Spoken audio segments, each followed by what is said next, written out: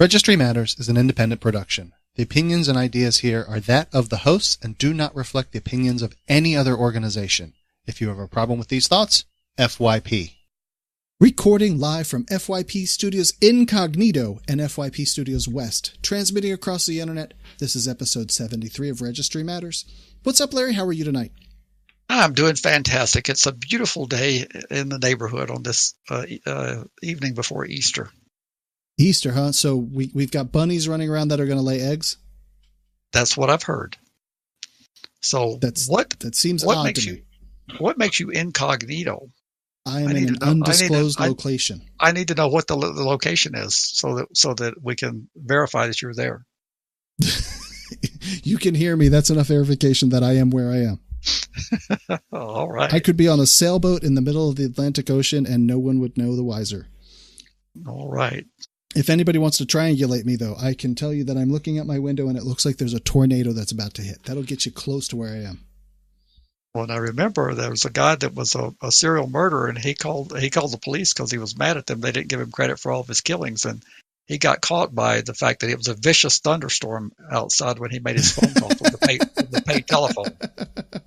So be careful what you ask for. I will be careful. I will not divulge any further information. That was back in the 80s. The Alabama, there was a series of killings, and they realized that they were linked together. So they announced that they were certain that they had a serial killer, and they announced a total. And it so irritated the killer because it did not give him the correct total. So he goes to a payphone and calls the police and said, if you're going to report about me, he said, let's just get the facts right. I haven't killed 12. I've killed 17 or whatever it was. and I want credit for all my work. But there was a horrendous thunderstorm going on at the time, and that came through on the police recordings of the phone call. And so they called up the telephone company and said, "Where did the telephone call come from?" And they said, "We don't know. You tell us."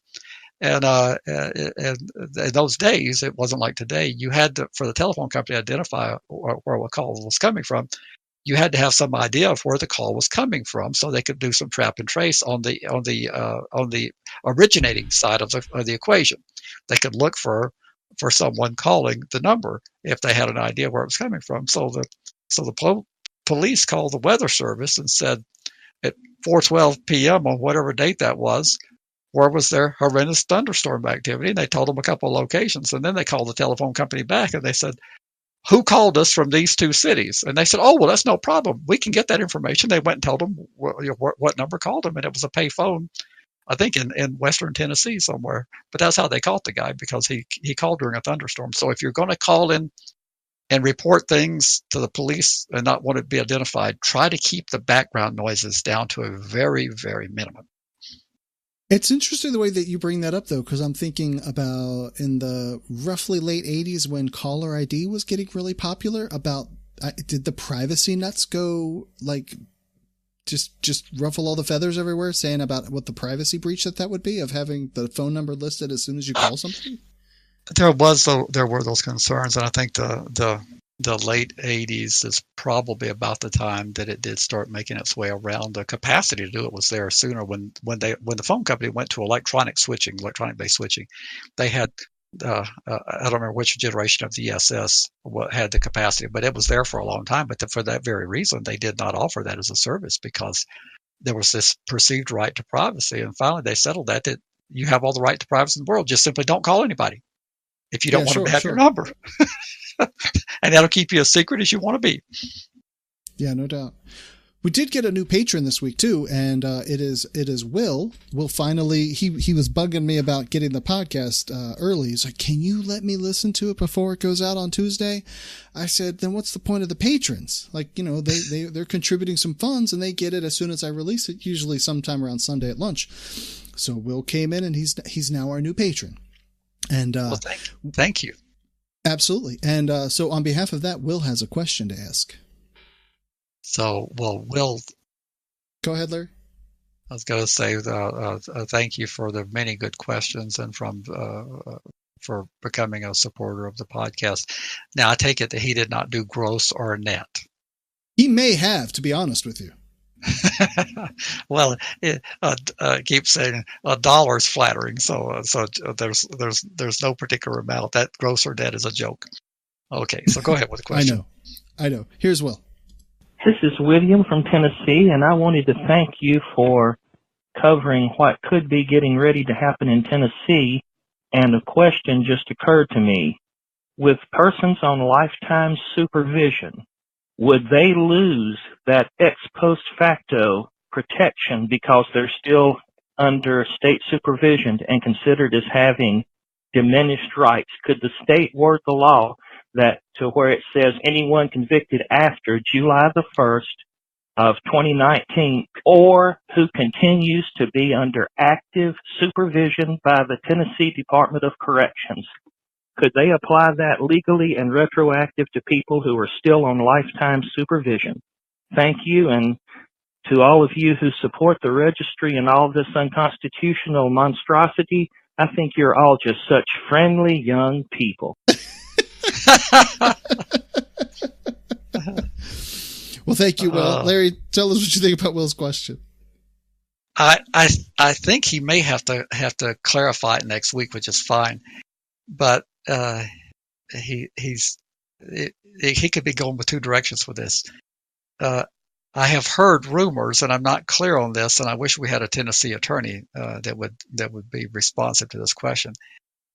Community supervision for life, I have heard, was imposed on people retroactively, but they've gotten away with it, saying that it was a regulatory scheme that was not intended to be punitive, but supportive of the person to keep them from reoffending. And but if that is in fact the case, and here the big if, because I don't know for sure, but if that is the case, it would seem like to me that would be vulnerable based under the doctrine of the Doe's versus Snyder case, because you can call it whatever you want to. You can label something civil and regulatory, but the test that the circuit court, the Sixth Circuit, concluded was that there were significant burdens imposed in that regulatory scheme, so-called, of Michigan's registry. Well, community supervision for life, there are significant burdens, and I've heard people describe those burdens, including prohibitions on a number of things. And I would think that would be within the zone of the Sixth Circuit. So that seems like it'd be a good potential challenge. Whether the other way he may be headed, if they declare Tennessee's registry, if this is where he's headed with the question, registry has become so oppressive and punitive under the Sixth Circuit's doctrine, that would they be able to continue the registry because of the people on community supervision for life? It's a very creative question that I hadn't thought of until I heard it just now, and it might suggest that those two actions need to be combined. That there needs to be a person who makes the claim that has both of those requirements: community supervision for life and registration for life. But yeah, I'm not really clear. I'm not really clear on where he's headed with it. But he does come up with fantastic questions.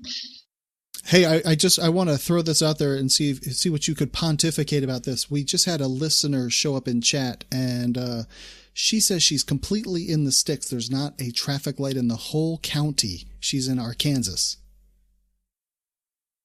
Not a traffic light in the whole. What county in Arkansas doesn't have a traffic light?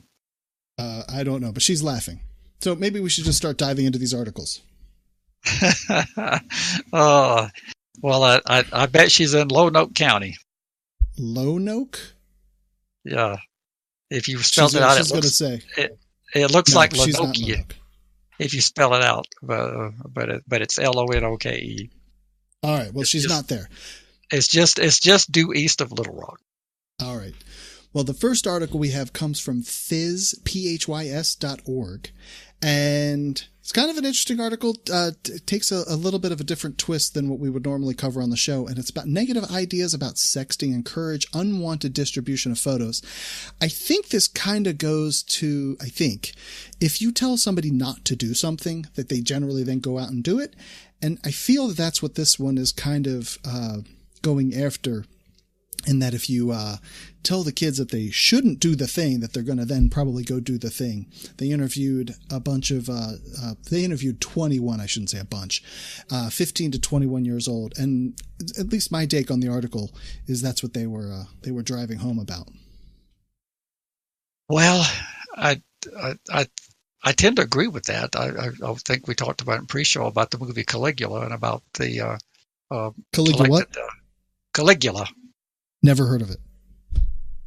You never heard of it until today, right?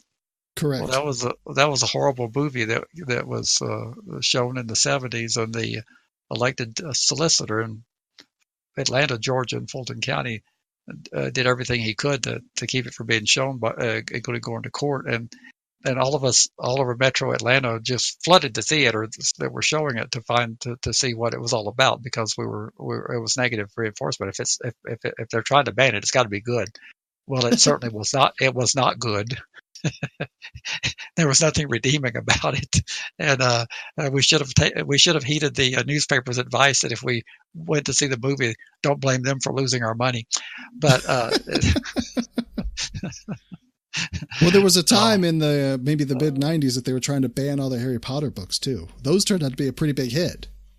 But I think that we still need to try, because social media has the potential to have a significant impact on your life, and I think I saw stats on employers who make crucial hiring decisions and all sorts of important decisions about your life based on what you're doing on social media and what you to think about the ramifications of your nudies being out there before you give them to somebody, because once you send your nudies to somebody on the internet, to my understanding is it's very difficult for you to control the dissemination from there. The internet kind of doesn't ever forget. Just like, I mean, that's very similar to what we face with the registry. Even if we didn't, even if we abolished all the things and there was still people left over from the good old days where it was just on the internet, that stuff's never going to go away. Suppose you're 18 years old and you're in a frat party and you get someone in a strange position, and it's all voluntarily in good humor. A person making a hiring decision when you're 26 may not understand that was the humor, and that every participant in that was voluntarily having fun. And these things can be very damaging. So even though I think kids are going to be encouraged to do it if the adults tell them not to do it, I don't know what we can do. We just sit back and hope for the best. And I mean, part of what we do trying to raise our young is to share life experience with them about what can be detrimental, and certainly turning nudies of yourself over to people is not a wise thing to do. But it also feels like, hey, if you tell them not to do it, then they're going to do it. You certainly don't want to encourage them to do it, maybe to try and do reverse psychology the other way and get them to not do it. I think you lose in both cases. Well, what would the solution be? Just to hope for the best? You got to educate. All I can come up with is educating and just making that you can't tell them not to, because there's nothing wrong with you sharing a nudie with your boyfriend. It's what, you've then lost control over it, or girlfriend, whichever way you want to word that. You got to make them aware of the consequences, and you got to do it as early as possible. I don't know. It seems like a losing battle all the way around, that almost society's going to have to just say, hey, you're going to find some stuff about everyone online, and you're just going to have to take it with a grain of salt. Oh, well, it's an interesting study, although it was a very small study. But yeah, it was, absolutely. But you know what? I'll tell you what, leading into that then, I think that every police department across the United States needs a mine-resistant armored personnel carrier. I think that all local police departments should have one of these things. I don't see a problem with it, Andy. You could have, I mean, look at the streets of America. Every city I travel there's mines exploding all across this country. This article comes from Reason. Sheriff's Department definitely needs a mine-resistant vehicle for all those mines in Tennessee. The picture of like these two dudes are standing there with like their hands around their waist, like with their thumbs like in their belt, looking all stout, and there's a big ass vehicle behind them that's just totally ready to go into the most hostile place that you could find in Baghdad or something like that. Dude, we talk about the militarization of the police all the time. This is over the top. This is insanity.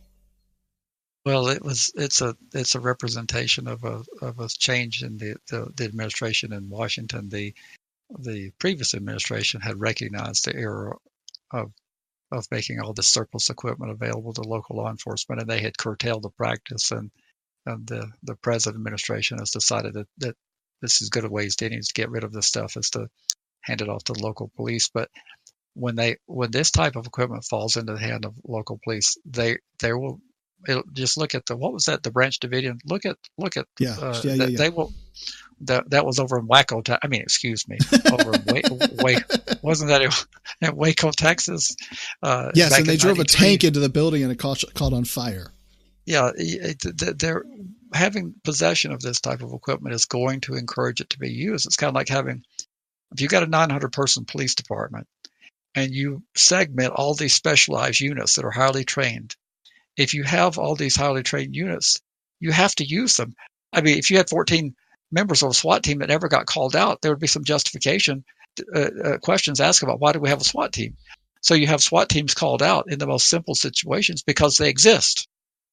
And people look at me like I'm crazy when I say that, but that's what happens. When you wonder why there's a SWAT team there, it's because you have a SWAT team on your police department. That's why they're there. You wonder why the canine team is biting people and chewing people's legs off? It's because you have that team available to them. That's why they've turned them loose on people, because they have them. Well, if they have this equipment in Tennessee, wherever Greene County, it looks like what they put their name on it. If they have this, it's only a matter of time that this vehicle is going to be used. And then people in Tennessee are going to say, why did they call out this? Why did they use this thing? My boyfriend, all he did was this, that, and this was an overreaction. Yes, it was an overreaction because you allowed them to have this weapon that you, as a taxpayer in Greene County, should not allow them to have. But you're choosing to let them have it, and you're probably applauding right now until they misuse it. I just can't imagine, like, you and your girlfriend are having some sort of domestic dispute, and this thing rolls up on your doorstep. Well, hopefully they won't use it in that situation, but it will be used. They have it, and it will be used at some point. And it'll be, and they'll parade it out on camera just so they can show that they're putting good use to this equipment. And then on the flip side of that, if we move over to the Salt Lake Tribune, we have a new district attorney over there who isn't quite as I can't think of a word offhand, who isn't quite as aggressive and holistic as Larry Krasner is in Philadelphia. But here's another district attorney that's trying to curtail the impact of putting people through the criminal justice system, taking people that have low-level offenses and putting them through diversion programs.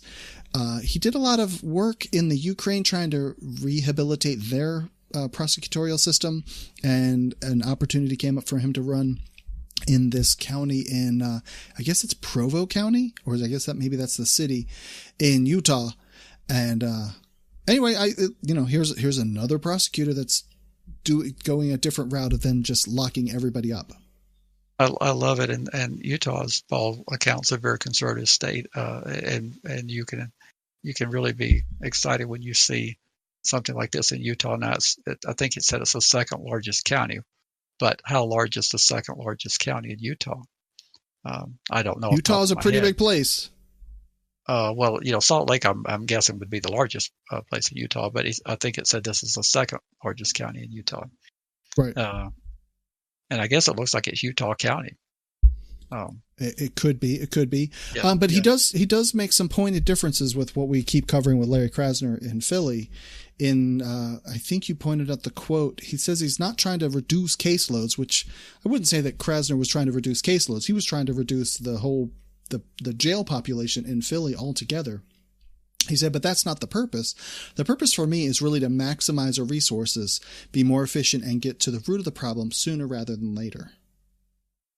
Well, I'm all for that approach, and he probably get less pushback because he's made it clear that we're going to continue to deal with people who have been breaking the law at low levels, and he also points out what's not eligible, the serious crimes, of course. But he says rather than sending them toward this direction through door number 1, we're sending them through door number 2. And hopefully that will result in a change in their life, and they won't come back for a repeat, which is a laudable goal if you can achieve it. If you can send people through door number 2 and they don't come back. And he says that most of those are for low-level drug offenses, that they filed around 5,000 cases last year, and a third of those were for small amounts of drugs. That's that's what, like 1,600 or so cases that are all just based on small amounts of possession. So Utah County has got 600,000 population, and it's looks like it's Provo, correct? Okay. So it's a quasi-urban area when you talk about 500,000 people. That's not the sticks. Well, other than Utah and Salt Lake City, I bet you the rest of Utah is pretty much the sticks. Well, it is. So, and it's very heavily Mormon, and, yes, and generally leans very conservative. That's why I'm so excited about this. It has 3.1 million people, and when you take a state that's largely on the conservative side of the political spectrum, they go this direction, at least in one county. That's positive. They have 3.1 million people in Utah, which is 1.5 times my state. The article does not say anything about the origin, not necessarily the origin. This guy had the origin kind of independent, but I'm wondering, do you perceive this change happening nationwide, or are these just a couple isolated incidents out of 5,000 counties or whatever in the U.S.? I'm actually feeling that it is a change. I think that the declining of the the crime rate, and people are going to write emails and say, well, that's not universal, but it is largely universal if you take out select urban areas where there hasn't been a success. But I think that the population has decided that now it's time to be more lax. We saw that with the First Step Act, which is a significant act, even though it's not nearly broad enough. We're seeing it. We saw it in states through the South. I mean, we saw Governor Kasich in Ohio, and we saw some limited reforms in Tennessee, Mississippi when Haley Barbour was on. I mean, it does seem to be the beginning of a trend. All right. That Americans might have decided that they can't continue to incarcerate at so many multiples greater than the rest of the civilized world, that's not the best use of their resources. That's a fantastic thing if we've begun to realize that. And I can't remember which article, but it says that half of the population has a friend or family member that has touched the criminal justice system. We have 320 million people in the United States, or 340 or something like that. That's a truckload of people that have touched the criminal justice system. It is indeed. And that's why we're going to eventually have to have a discussion about how we shield people's records in this digital age that we're living in, because Europe is ahead of us on that, like they are on other things. They're realizing that the digital record is an enormous barrier towards fully integrating after you've had an altercation with the law. So we're going to have that conversation. You probably are at least referring to if you just get like some sort of you just get booked, but then no charges filed. That stuff has to get removed. I mean, I'm assuming you're talking about that, right? Well, I'm talking about the whole gamut. I'm talking about the arrest records that don't result in a conviction. Right. I'm talking about arrest records that do result in conviction. We just had a limited expungement bill. I think we're like the only 10 or 11 states that didn't have any form of expungement. We just got a governor's signature on an expungement bill that had previously been vetoed by two different governors here. We're entering the era. It's just the beginning, but we're going to have to decide at some point in this forgiving country that after you've served your time and after you've been a model citizen, that at some point those records need to go away and not live in perpetuity. That's a conversation we're going to have. I don't think we'll change that in my lifetime, but We're going to have that. I did see someone on Twitter, and I mean, he got a lot of pushback for saying this. He said, after 5 years of clean record, everything gets removed. Well, there is a lot of pushback. We had a freshman representative here that introduced the right to be forgotten, and she got so much flack that she just withdrew the bill and said, I don't want it to move forward. But we did get a limited expungement bill signed that'll help people whose charges were dismissed or who had low-level offenses after they've been free from supervision for a period of time. They're shielded. They're not expunged. And of course, I'm not sure anything's ever expunged because I don't think the FBI has ever destroyed a shred of history that it's had since J. Edgar Hoover was around, and I don't think they're ever going to start. But from public view, that's a significant thing. Even if the FBI and the law enforcement apparatus still knows your history, as long as it's not public, that's a dramatic improvement. And then we've run down that whole path again of someone doing a FOIA request trying to get those records released. Well, we would have to shield them from FOIA requests. Wow. That if they and your criminal history, I do believe when you go to the FBI, only you can get it. You have to send a copy of your fingerprints to the FBI. You don't. Okay. You can't send for someone else's FBI rap sheet. Only you can do that. I'll tell you on this next article, I didn't even consider that this was a thing that took a plea. Brooklyn's district attorney will support your parole. Most prosecutors automatically oppose parole requests, not just like when you're actually doing your parole request. They possibly filed paperwork opposing your parole when you took your plea or got convicted. This article is from the Marshall Project. I never even considered that that was a thing, that they would just file like a memo for record dated 10 or 20 years out that when this person tries to get parole, that, hey, we already oppose it, even though we don't know what the person has done in prison, whether they were a model citizen working in the wood shop or they were running around, raping and robbing people in the lockers. Well, I didn't know it either. Well, it makes sense because not that it's a good policy, but it makes sense if it's your goal to collaborate with the victims and wreck anybody's chance of getting out. It makes sense to write down as much ugly stuff as you possibly can now, because 20 years from now your memory is going to be different. So you're the maddest now. So it makes sense that they would write these letters putting down the facts. But this district attorney said that he wrote those letters at one time to automatically oppose people's parole, but his office has taken an entirely different posture now, that they're going to actually not oppose the parole of people who've pled out, because that was acceptance of responsibility. And he even said that they might not oppose it even if you went to trial. Right. So this is Brooklyn, the county of Brooklyn, I think it is, and it's I think it said the second largest county in New York, I think. Or borough, maybe. Yeah, I think they call it borough, but I'm not. We have to get a New Yorker on here to explain how they. It's it says the state's second largest borough. Yes. Interesting. Oh. So I say, hey, we got two decent, not prosecutors. Well, I guess this is district attorney also. So two decent prosecutor articles tonight.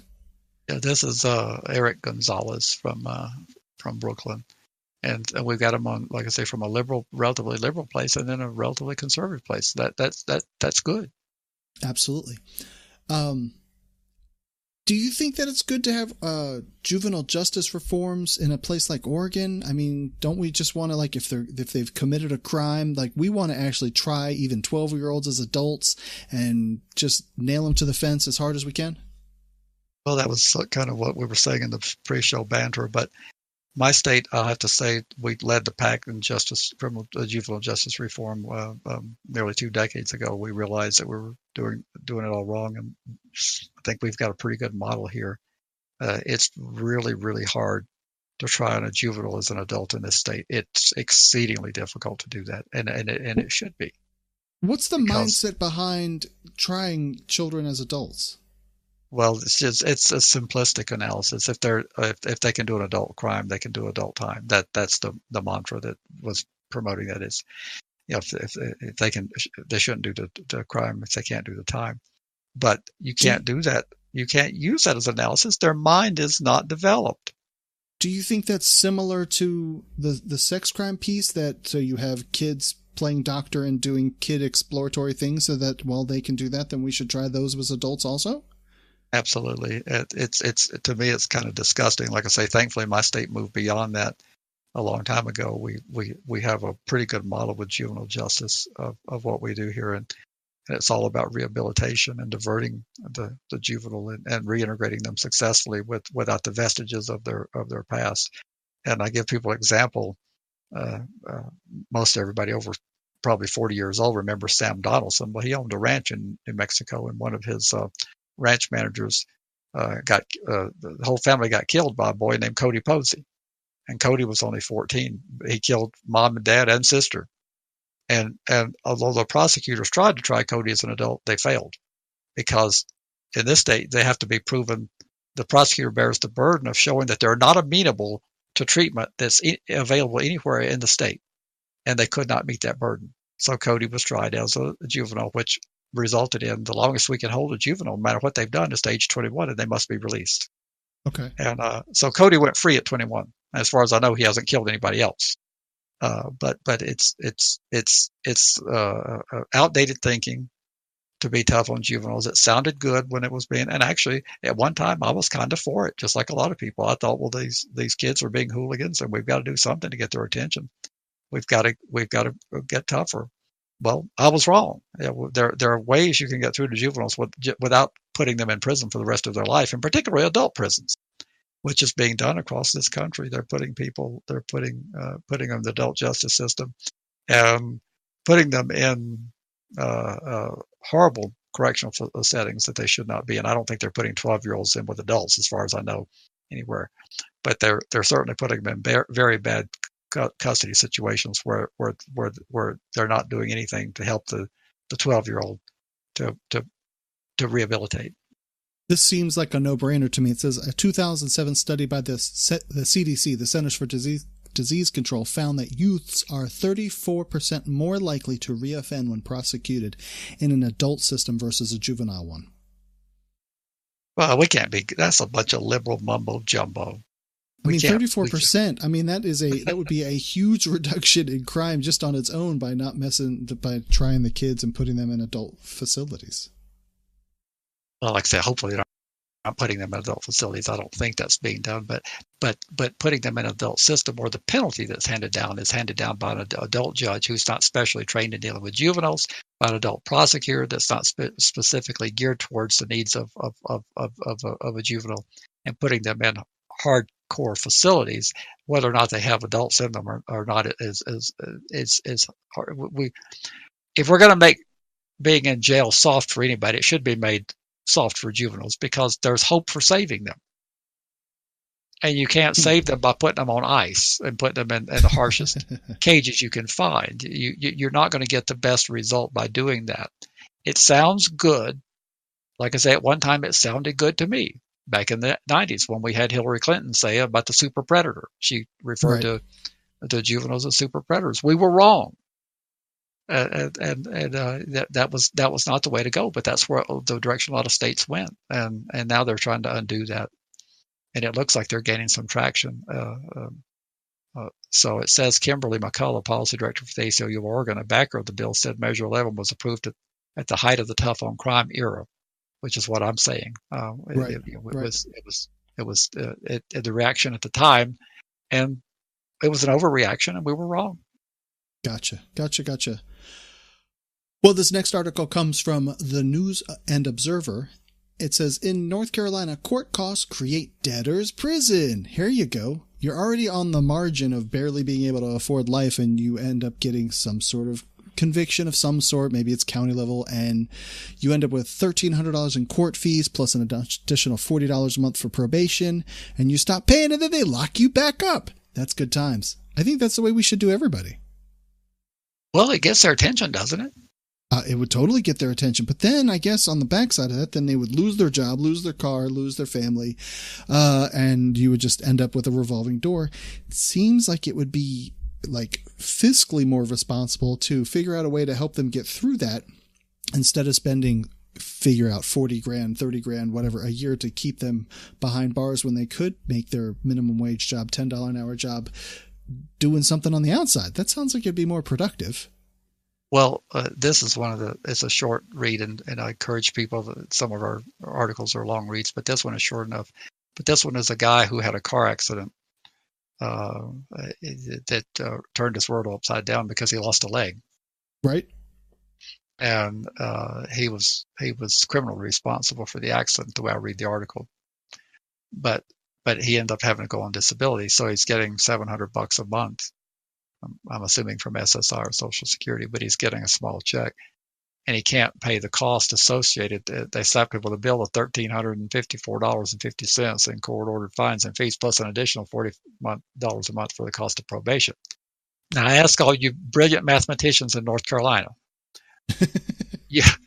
you've got a guy that gets $700 a month, and he can probably eke out a shelter somewhere with his federal benefits from SNAP to have a one-room shanty. Would you rather him be on the federal dole getting his SSI and his I said TANF, I meant to say SNAP, his SNAP benefits and living independently? Or would you rather be using entirely state of North Carolina funds, because prisons for state crimes are state responsibilities or county responsibilities? Would you rather be spending $28,000 to $40,000 a year to incarcerate this guy, which kills his disability check and it kills his federal benefits, and you get to bear the burden of that in North Carolina? I'm not a mathematical genius, but it just doesn't seem like it's good public policy to me to do this to people. Have I done some of my arithmetic wrong or what? I can't figure out why this would come up at all. This makes absolutely no sense. But then, don't people then try and game the system to some degree, going, they're not going to lock me up, so what's the impact of me not paying it? Well, you would run that potential risk, and you would have to do an individualized assessment of each person. I think in his case, we've got the figures. We know that he's getting $700 a month in disability, and we know that he probably, although $1,354 doesn't seem like a lot of money to a number of people, but if you're drawing $700 a month and you're trying to pay rent and sustenance, I don't think you're even going to be able to hack down at that at $25 or $50 a month to get that. You're just not going to have that spare reserve capacity if that's all you have. So it would require an individualized determination made. So the offender would have to cough up their financial stuff if they said they can't pay. And of course, you've got the choice of not coughing it up or going to jail. But I think most people that are legitimately not able to pay would not mind sharing their financial stuff. Do you? No, certainly not. Certainly not.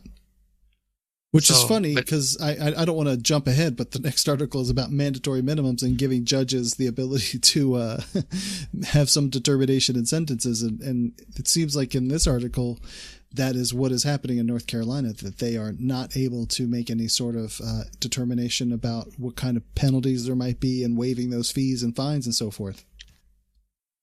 Well,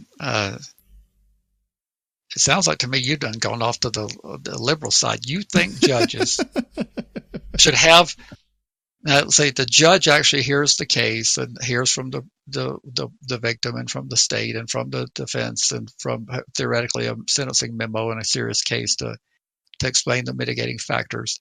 And you believe that, wouldn't it make more sense to have the lawmakers who never see that person to just arbitrarily declare that a crime merits this much as a minimum? I mean, doesn't that make more sense so that people get treated fairly and that we don't have all this manipulation of the system, Andy? Why do you guys want the system to be manipulated? Why don't we just have it where the computer does the sentencing and then everybody's treated fairly?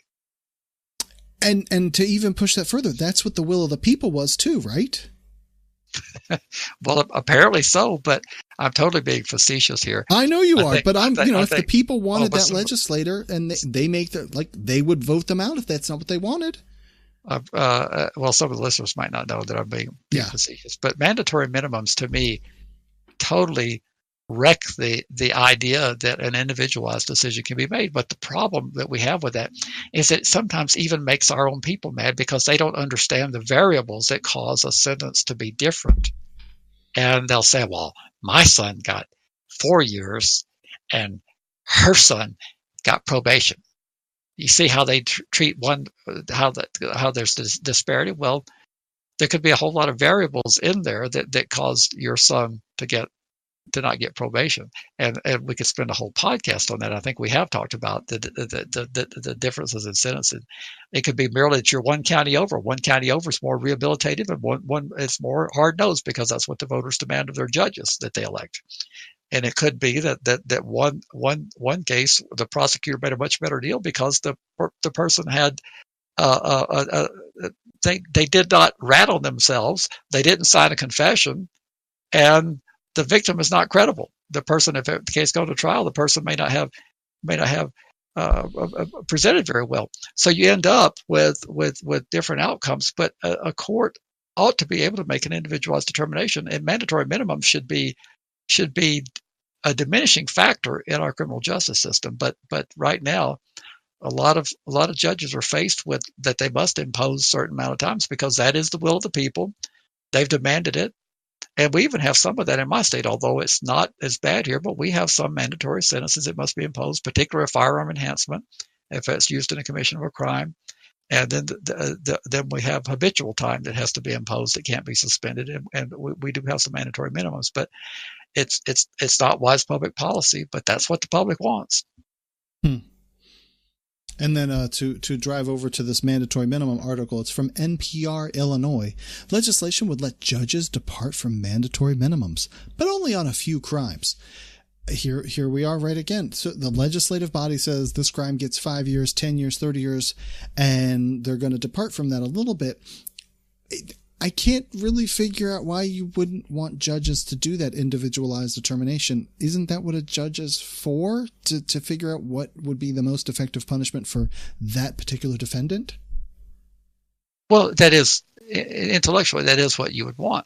But you have people who like the factors I just said, they don't understand what was the swimmer guy in California? Michael Phelps, or no, it wasn't Michael Phelps. It was Corey Lock. Oh man, no, the one who got who did the plea and went back to Indiana. I know who you're talking about. Yeah, that case was aberrational behavior, and the probation service recommended that sentence. It cost the judge his job, and it caused the law to be changed where there's now mandatory minimums in the great liberal state of California because it wasn't fair to the victims. That outcome came that he got such a very brief amount of prison time. It was like, what was it, 60 or 90 days in jail and then probation. Yeah. And the answer to the question, the way I see it, is that people don't understand. Intellectually, we should have judicial discretion, but people believe the discretion is exercised because of wealth. He got that lenient sentence not because of the characteristics of him as an individual. It's because he was from a wealthy family, and they put the pressure on, and money talks, and that's why he got that outcome. And that's what a lot of people believe. The swimmer was Brock Turner. Brock Turner, yes. And then Judge Persky got recalled on the heels of that. And then they changed the law, right, to put in mandatory minimums, and so I'm criticizing the liberals in California for doing that. That was the wrong reaction, but it was a reaction to public demand and the millions of people who expressed that was an unjust sentence, and the fact that he was overwhelmingly recalled. I mean, it wasn't even a close recall. I mean, he got selected by 10, 12 points on the recall. Sometimes I feel like we're going forward, and then sometimes we're going backwards. Well, we're doing both. I say the Me Too movement is going to really cause a lot of problems. We're going to end up. We've talked about this over and over again about statute of limitations, about the danger of that. That's going backwards. When we can convict people for something that they may have done 30, 40, 50 years ago, that's going backwards. Right. When we're requiring mandatory minimums because of one incident that was highly sensationalized, that's going backwards. Right. Absolutely. And maybe I should have put this sort of at the front of the podcast. But so here's an article that kind of is reminiscent of the first article. And this is from the Toledo Blade. Perrysburg high school student faces harassment charge for a Twitter account. And you got to dig through and go back about 4 different articles in it. But there was a student who created a Twitter account to then post pictures and then have the students rate who was the hottest student in the school. And I think he posted like 60 something pictures of girls and ranking them. And they figured out who it was. And that kid now faces like harassment charges for having this information published. Well, he ought to be locked up, not just harassment charges, rating girls on their beauty. We can't have that, Andy. We should create some sort of mandatory minimum so that this guy never sees the light of day, right? What gives a person a right to rate someone on their physical attributes and publish that? I think I suppose if the person were in public, you could take pictures of them all day long if they were in a public space, I suppose. Well, there again, I'm being facetious. I think there may be some constitutional issues here. I think that now you get into some very nuances of the Constitution, because when a kid's in school, they don't enjoy, it's kind of like a person on probation. They don't enjoy the full gamut of constitutional protections. You can limit for the educational, if you holler and scream that this is to keep the educational environment focused on academics and free from distractions and nonviolent. You can make all kind of claims as school administrators and get away with things you probably couldn't get away with. But this is certainly in a gray area. And I think that the civil liberties people will probably be looking at this, because I think the boy just might have a right to say who he thinks is hot. I just don't see I don't see that that's an area that they can go too far intruding in. Is there an angle in there possibly if he is saying, so here's the bottom ranked person and she's ugly and vile and no one would ever have interest in? I mean, is there an angle there to actually almost like the bullying stance that is going around these days?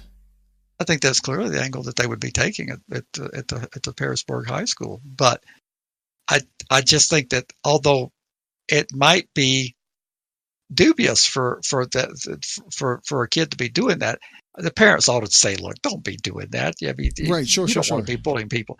But to for the school administration to take a really heavy hand and then bring charges against them, I think they might be in some quicksand here.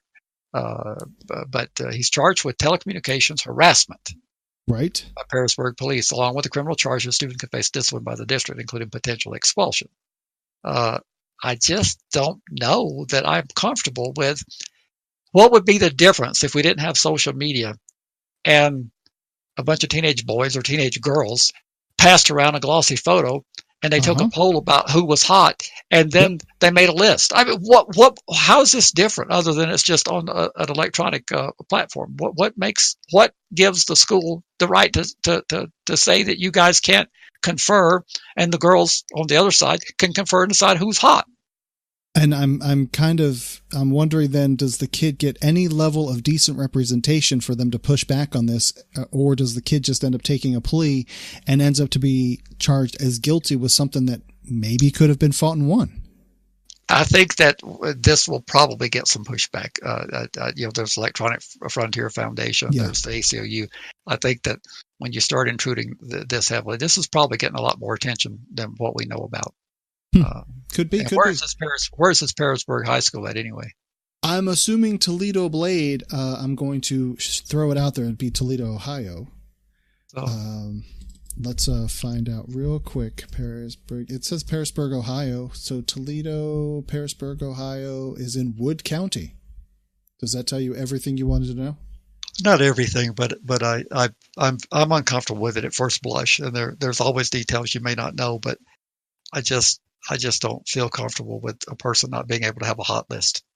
Yep, I understand. Well, and that's how Facebook actually became the thing, right? Do you know that the history of Facebook is that where Mark Zuckerberg created it's called a scraper. So he went and looked at all the pictures of the girls' photos in the online directory and created a program called Hot or Not. And the other kids on the campus would rate whether girls were hot or not. And I mean, that's the exact same thing. And that's the nexus. That's the original thing of Facebook. I did not know that. I did. Seems so to now be right I'm in the learning. Same venue as this. I'm learning the history of Spacebook. Yes. The fine institution that is. Oh. Well, before we take our little halfway break, which this will be a short program, so it's not even halfway, the Trump administration is quietly making it harder for some people to apply for federal jobs. This is from The Hill.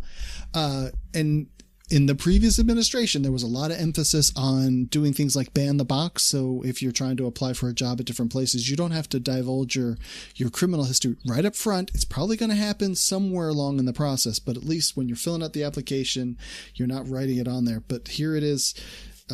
They're rolling that back. Yes, I put this in here. I wanted to make a brief point about what administrations say versus what they do. And people have heard me. I'm all about the policy of administration, not about the characters or liking someone. And this president, to his credit, helped get the First Step Act to the finish line.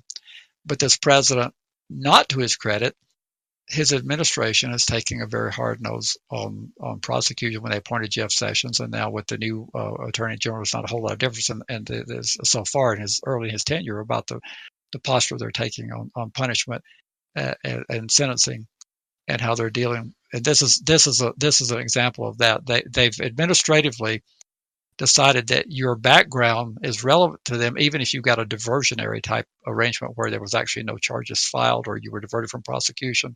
They're wanting those to be disclosed. Well, it seems like that might be kind of counter to what they say they're for, which is to give people a second chance. And maybe I'm wrong, but I just like people watch what they say versus what, and that goes with any administration. Watch what they say versus what they do, because it's easy to utter words, but you need to get below the surface and look at what's happening. And below the surface, there are some things that we don't like that we're seeing from this administration when it comes to criminal justice, particularly in terms of the hard-nosed stance they're taking on prosecuting, maximum sentences, maximum charges, and now trying to expand the background check to include diversions for those who are applying to be federal employees or federal contractors, I think the article said. Crazy. I was having a conversation, and you had an independent conversation with someone else regarding a Florida bill that almost sounds like the tow truck bill you've brought up recently. Here's a bill that might require that hotels gather information about registrants. Registrants would have to announce that they're going to stay there, and then the hotel would have to possibly notify all the people staying there. This seems kind of crazy. That's what House Bill 987, which is in Florida, in the Florida legislature right now. I became aware of it just a couple of days ago when I was talking to a member of the Florida Action Committee legislative team, and we had a brief conversation about it. That wasn't even the point of the phone call, but the what I took from what she told me was that there was going to impose an obligation to register your intent to stay 2 days in advance, and for the establishment to notify all the guests that this person was there. And that's extremely problematic for a number of reasons. So this is a dangerous bill. Well, what would happen if you are traveling? I mean, it's a narrow state, but there's the panhandle part. But I mean, it's a long drive from top to bottom. Where if you were driving from Key West into Georgia or something like that, you almost couldn't make it in one shot. Where you would have to spend the night. You wouldn't necessarily know where you're going to stop at what time. That just completely derails your ability to move around. It does, but unfortunately, the winning strategy is usually not to play the sex offender card. Although I do it, I do it when it's the best strategy. But the winning strategy on this one may not be to raise the hardship on the offender. You'd probably want to get a lot more involvement of hospitality type associations, since Florida is a big tourist state. You would want to convey to the hospitality industry of how the big bad government is about to saddle them with a responsibility that they do not want. That you are going to, in order to know that you're notifying that you're a guest, you can also you have to examine, and hopefully there's something in there that makes the hotelry responsible in some way, because that would be the easiest way to kill it. If the offender never reports it, then it would be a toothless endeavor. So what's really going to make something like this work, if it was going to work, would be if the hotels started checking their guests against the sex offender registry. And you would want to convince the hospitality industry that that's not a responsibility they want. They don't have the money for it, and that they wouldn't want the liability if they missed someone, and that the mechanics of notifying the guests would be everybody. Can you imagine a 500-room hotel on Daytona Beach trying to notify all the guests that a sex offender is arriving? What would the mechanics of that look like? What would that look like? It would look like an old Victorian ballroom where the guys out there, I'm announcing the arrival of Mr. and Mrs. Smith. That's what it would look like. But I think that the Florida Action Committee, that they're in capable hands, and I think I just told them off at first blush I would be trying to involve people from the hospitality industry, their trade associations, and being that is a big tourism state, and they pride themselves on passing on the cost of government to outsiders. You do not want to do anything to disrupt tourism in any way. And this could be a disruptor of the tourist traffic. Maybe they could put it up on like the marquee, the digital sign out there, and they say, hey, there's a sex offender here. I'm sure that would be great for business. I'm sure it would be. But this legislation it's got a long way to go to the finish line. It looks like it was introduced on February 20th when it was first filed, and it has apparently made it through the committee processes that they have in the House, and it looks like it's on the House calendar as of the 17th, which was 3 days ago. And I hate to tell you, if it makes to the House calendar, it's almost a done deal that it's going to get out of the House, which means it's going to get over to the Senate. Do you suspect that this is actually going to make it, or do you not? No, I think if it gets to the House floor, you can't vote no on something like this. Right. That's okay. what I so tell people. You've got to stop it. You've got to stop it before it gets to the floor. And you've got to find all those diversion tactics to delay it, to derail it, all those things before you get the body to vote on it. Yeah. Now, the point I'm about to make is if you look at the committee votes, and it got a favorable vote in government operations and technology by 9-2, but then there's another committee, Commerce Committee, which would probably do more with tourism. They only voted 13-11 for it. Okay. But I just about guarantee you that those 11 nays, when it gets to the House floor, will all of a sudden become yays. Right. Because the last thing they're going to want is on final approval and final passage in the House that there's campaign fodder that they voted against a bill that would protect the public from sex offenders. So you're going to end up probably having a lot of those 11 nays switched to yays when it goes to the floor. So you got to keep them from having to embarrass themselves, so to speak, to keep it from them having to vote on it altogether. That is correct. You've got to this stuff. It can't make it to the floor. If it makes it to the floor, it's almost, and that's true with almost all legislation. Very few bills fail on final passage. When they get to third reading, there's a little perfunctory debate, but they're generally going to pass. It's got to be something really controversial that doesn't pass, but this is very likely to pass on the House and get over to the Senate. So you got to get some people involved that have financial interest in this. Since you're in a conservative state, you're going to have to use arguments that appeal to conservatives, which is business. That this is going to be disruptive to business. I'm not sure that saying that it's going to cause a problem for sex offenders is going to be your most compelling argument, although it will cause problems for sex offenders that are on the registry.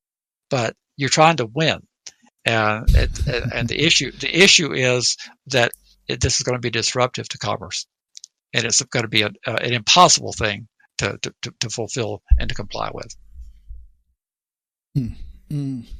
Well, all right.